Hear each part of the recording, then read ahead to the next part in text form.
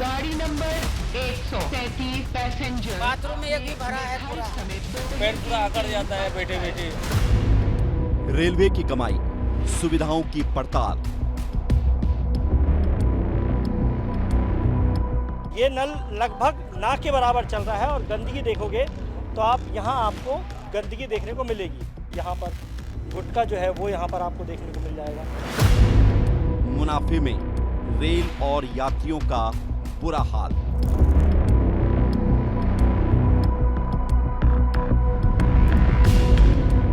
Bathroom में आदमी है तब पूरा दिक्कत है।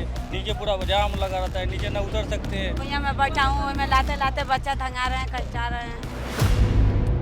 भीषण गर्मी में 2 बूंद पानी की दरकार। मिलता है पानी, अभी तो रेलवे स्टेशन पर कहाँ मिल रहा है। ये ठंडा पानी लिखा हुआ है, ठंडा पानी के नाम पर ये बंद हुआ है। ये देखिए, ये बंद हुआ है, पीने लायक नहीं है पानी। जनरल कोच में परेशानियों की भरमार। परेशानी बहुत हो रही है, क्या करे, घर तो जाना पड़ेगा ना। भीड़ है बहुत, कैसे खड़े रहेंगे। देख रहे हैं कि कहीं जगह है नहीं पैर धरने के लिए। जब सीट नहीं मिलती है तो आप देख सकते हैं कि बाथरूम के अंदर बैठकर वो घंटों उसी तरह सफर करते हैं।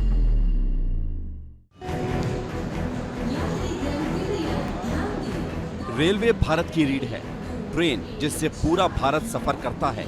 कश्मीर से लेकर कन्याकुमारी तक ट्रेन भारत को जोड़ती है। लाखों यात्री रोजाना ट्रेन से यात्रा करते हैं। रेलवे हर साल करोड़ों की कमाई कर रहा है, लेकिन क्या कमाई के हिसाब से यात्रियों को सुविधाएं मिल पा रही हैं?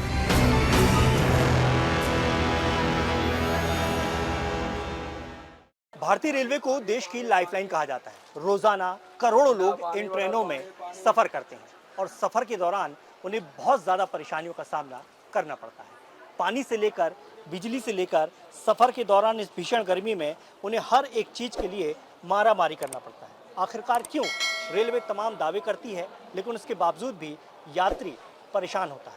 आज इन्हीं परेशानियों को हम अपनी रिपोर्ट में दिखाएंगे और बताएंगे कि कैसे लंबे सफर के दौरान भी एक यात्री एक बोतल पानी के लिए भी परेशान होता है।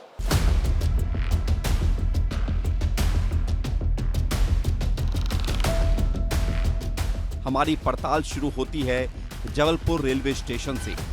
सूरज आग उगल रहा था, गला सूख रहा था। स्टेशन पर ट्रेन आती है।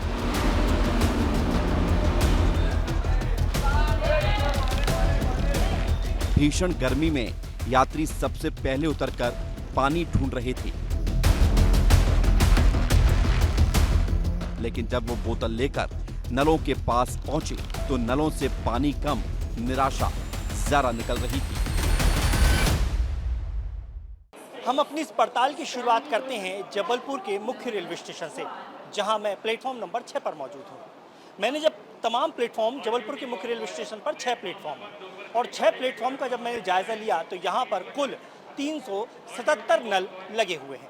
यानी कि हर प्लेटफॉर्म पर 80 से 90 नल इस तरीके से आपको लगे देखने को मिल जाएंगे। लेकिन जब मैंने हर एक नल को जाकर चेक किया तो तकरीबन 20% नल या तो बंद मिले या फिर बहुत कम पानी दे रहे थे। जैसा कि मैं आपको यहाँ पर उदाहरण बताऊँ, ये आप देखेंगे कि ये नल जो है, आप देखेंगे कितनी मध्यम गति से इसमें पानी आ रहा है। स्थिति यह है कि एक बोतल अगर आपको भरनी है तो तकरीबन 3 से 4 मिनट यहाँ पर खड़े रहना पड़ेगा। हालात ये थे कि रेलवे प्लेटफॉर्म पर लगे नलों में से ज्यादातर नल बंद थे और जो चालू थे वो इतना भी पानी नहीं दे पा रहे थे कि प्यास बुझ सके। लेकिन परेशानी सिर्फ इतनी भर नहीं थी।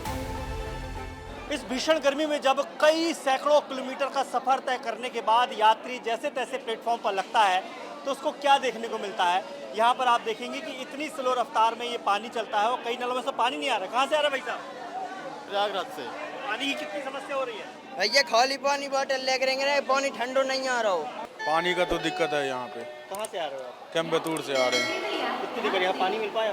नहीं, ये गर्म ही पानी है और पीते हुए तो बेकार लग रहा है पानी। आ ही नहीं रहा पानी, ये आपके सामने तो आ रहा है लेकिन आ ही नहीं रहा। दिक्कत तो हो रही है, तो ट्रेन में मिलता है पानी, अभी तो रेलवे स्टेशन पर कहाँ मिल रहा है पानी। ये देखिए ये बंद ही होगा, अब तो बोतल भी नहीं भर पाया भाई साहब। नहीं भर पाया सर अभी ये देखिए ये पानी इसमें बंद हो गया। ये देखिए इतनी स्लो रफ्तार में पानी आ रहा है, कितनी देर में ट्रेन निकल जाएगी। आप कहाँ से आ रहे हैं, कितनी परेशानी हो रही है? बिहार से आ रहे हैं। बिहार से आ रहे हैं। पानी की कितनी दिक्कत हो रही है? पानी की दिक्कत हो रहा है, बहुत दिक्कत हो रही है। बहुत दिक्कत हो रहा है। ये देख सकते हैं, ये सभी नलों की स्थिति यहाँ पर देखेंगे। ये देखिए मैं चला के दिखा रहा हूँ, ये देखिए इस तरफ देखिए ये, और गंदगी कितनी होती है। ये देखिए जनरल डब्बे होते हैं, जनरल डब्बों की स्थिति देखिए, पानी की कितनी किल्लत होती है, पर पानी लोग खरीदते हैं। पानी के लिए बहुत समस्या है, स्टेशन पे पानी तो मिलता ही नहीं है।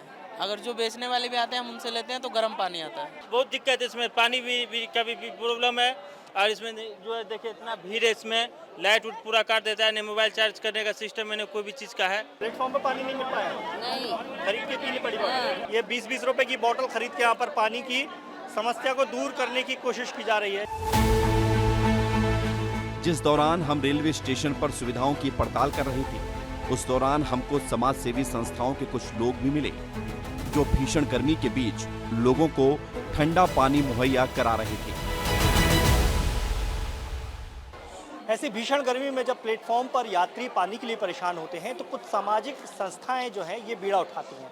और जबलपुर रेलवे स्टेशन पर आप देखेंगे तो अलग अलग संस्थाएं जो हैं इस तरीके से पानी देने की सेवा करती हैं। और आप देखेंगे जिस यात्री के पास बोतल होती है, बाकायदा आप ये चुंगी लगाकर उसमें पानी भर दिया जाता है। इस भीषण गर्मी में आप इस सेवा करने के लिए निकली है? बहुत अच्छा लगता है, सेवा करने से बहुत अच्छा लगता है मेरे को। अच्छा लगता है। परेशान यात्री मिलते हैं पानी के यहाँ पर? हाँ, तो पीने के पानी के लिए तक रेलवे यात्रियों को तरसना पड़ रहा है, परेशान होना पड़ रहा है। लेकिन ये हालात केवल एक रेलवे स्टेशन की नहीं है। मैं अपनी इस पड़ताल में आपको मध्य प्रदेश के मुख्य रेलवे स्टेशनों की भी ऐसी ही स्थिति बताऊंगा। अब सवाल यही था कि ये हालात सिर्फ जबलपुर रेलवे स्टेशन पर है या फिर कुछ और है, और ये जानने के लिए हमने रुख किया कटनी जंक्शन का। रेलवे स्टेशन की हकीकत जानने के लिए हमने अपनी ग्राउंड रिपोर्ट केवल जबलपुर तक सीमित नहीं रखी, बल्कि अब हम जबलपुर से कटनी जंक्शन की ओर बढ़ रहे हैं। कटनी एक ऐसा जंक्शन है जहां सैकड़ों गाड़ियां रोजाना आती हैं, लाखों यात्री उतरते हैं, और उन लाखों यात्रियों के लिए कटनी की क्या स्थिति है ये जानने के लिए हमारा सफ़र शुरू होता है जबलपुर के प्लेटफॉर्म नंबर 1 से। यहाँ सबसे पहले हम सुपरफास्ट ट्रेन की 2 टिकटें लेंगे, एक मेरी और एक मेरे कैमरा पर्सन की, और उसके बाद हम सफ़र करेंगे सुपरफास्ट ट्रेन के जनरल कोच में। हम 2 टिकट चाहिए कटनी के लिए सुपरफास्ट।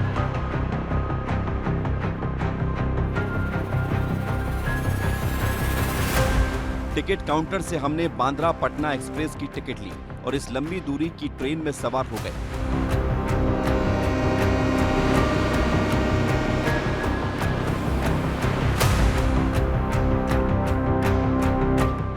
लेकिन जब जनरल कोच में सवार हुए तो तस्वीरें डरा रही थीं।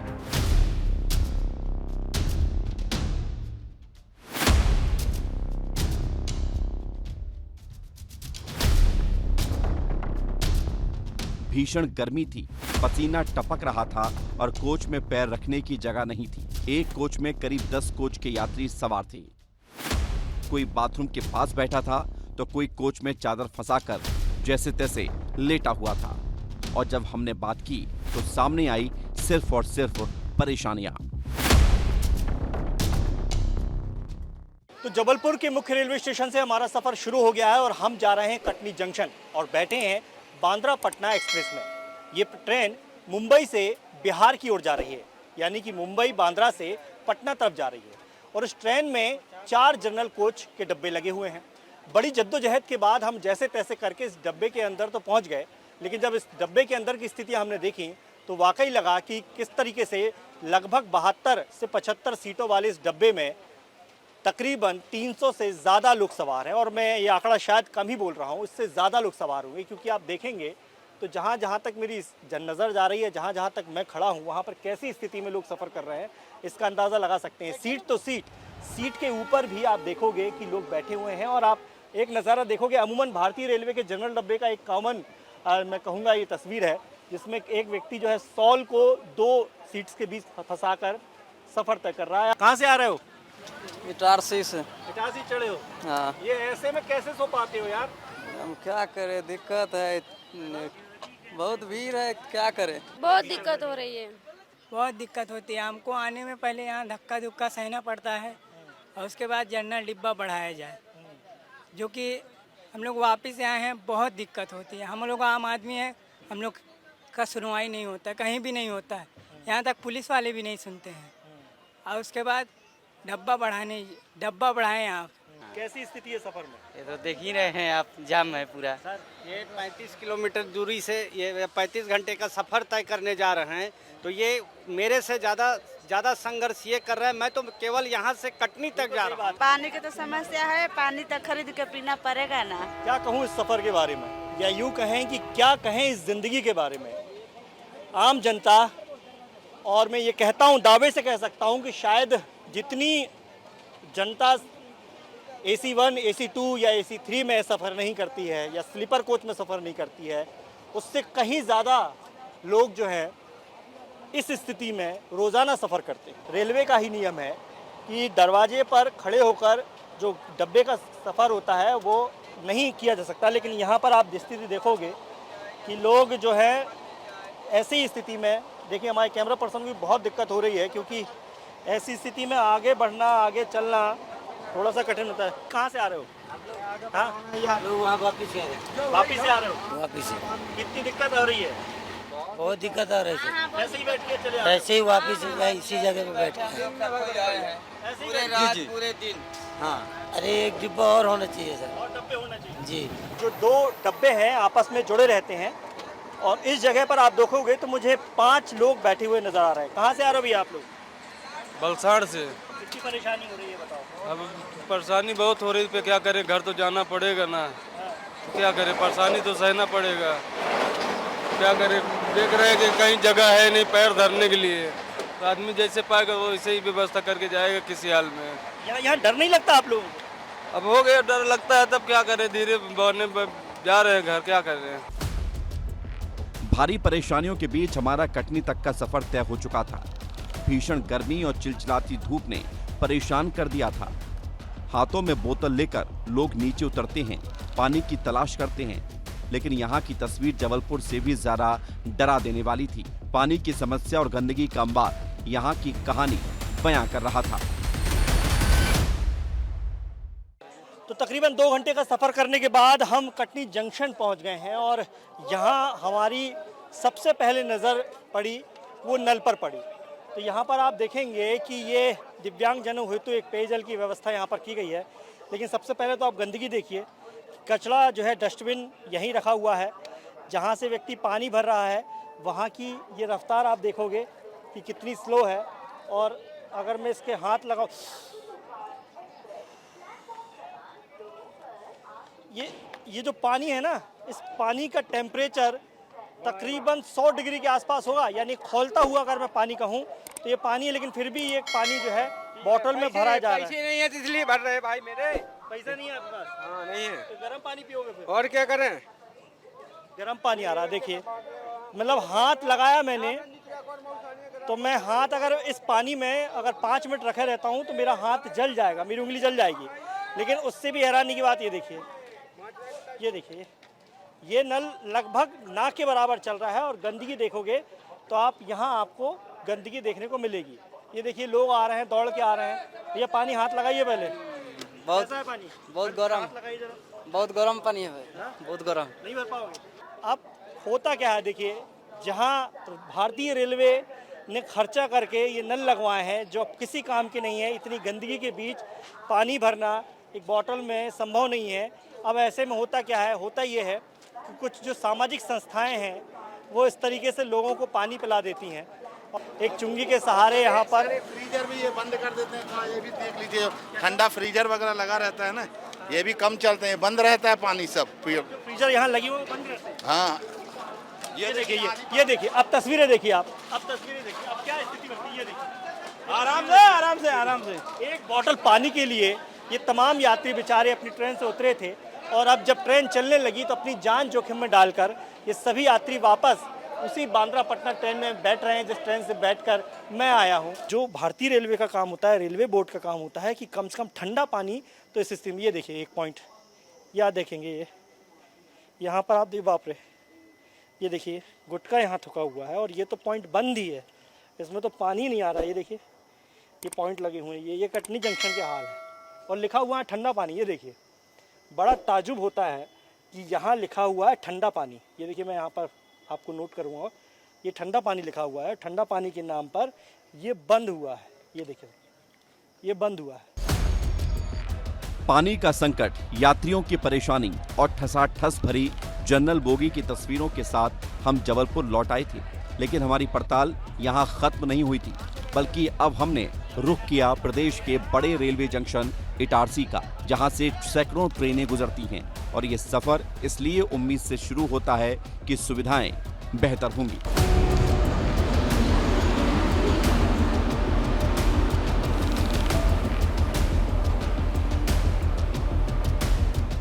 कटनी जंक्शन के बाद हमारा सफ़र शुरू होता है अब इटारसी जंक्शन के लिए। जबलपुर से इटारसी जंक्शन के लिए जाने के लिए हम सफ़र करेंगे सुपौल पुणे एक्सप्रेस में, जो चलती है बिहार के सुपौल जंक्शन से महाराष्ट्र के पुणे जंक्शन की ओर। तकरीबन 2000 किलोमीटर का सफ़र 38 घंटों में पूरा करने वाली इस ट्रेन में हजारों यात्री रोज़ाना सफ़र करते हैं और इस ट्रेन में हमारा सफ़र शुरू होगा जनरल कोच से, जहां हम आपको स्थिति बताएंगे कि कैसे इतना लंबा सफ़र इस ट्रेन में करने वाले यात्रियों को क्या परेशानियां होती हैं।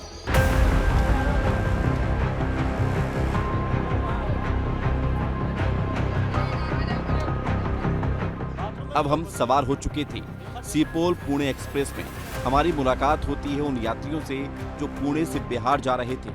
सैकड़ों किलोमीटर का सफर, भीषण गर्मी, खचाखच भरा कोच और गंदगी के बीच बैठे यात्रियों की परेशानी अंदर तक हिला रही थी।